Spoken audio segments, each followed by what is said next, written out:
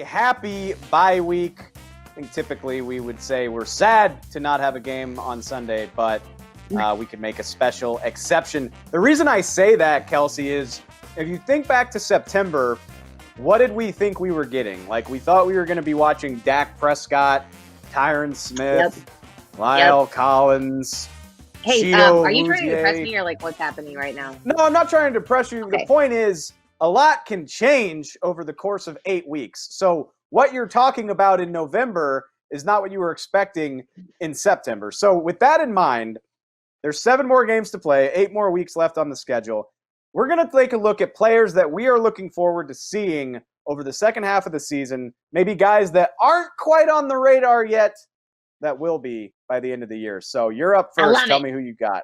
Let's go. All right. So I picked one on both sides of the ball, and I don't think either of them are going to come as any surprise to you all because I've been talking about them for the past couple of weeks.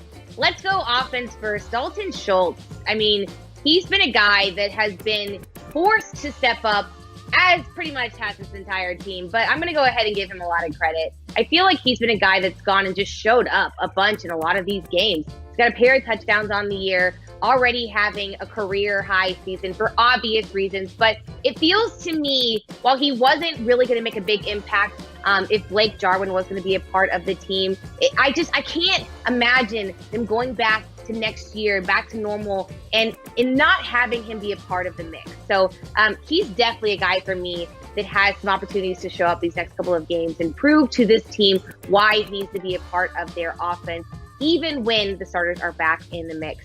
On the defensive side of the things, Brady Gregory is the guy for me that I'm excited to see him back. You know, it's such a great story. I think he's going to be great for the locker room. And it's fun to see him already have flashes of being disruptive. And I feel like he has a lot of opportunities to learn from guys like Aldon Smith, who's on the line right now, Marcus Lawrence, and just be able to truly create the career that I think he's always wanted to have. And so he's another guy for me that I'm just looking forward to hopefully seeing some big plays coming into the second half of the season. What about you, my friend? You're clearly pandering to the Schultz family because you want them to go get tacos with us, and that's okay. I do. I respect it. All right, I'll keep mine short and sweet. Listen, Neville Gallimore, the 3rd-round draft pick, he didn't get as much shine as Trayvon Diggs and CeeDee Lamb.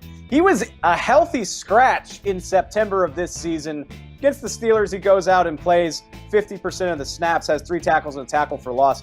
Very, very excited about what the future holds for that guy based on the last 2 weeks. Oh, and how about Tony Pollard? We're going to get into that, but the guy's got half of his yardage total. He's at 97 yards over the last 2 weeks, 206 on the season. Yes, I hear you, Cowboy fans. He needs to have a larger role moving forward. I am excited about Tony Pollard being a bigger part of this offense. But that's all football stuff. And guess what?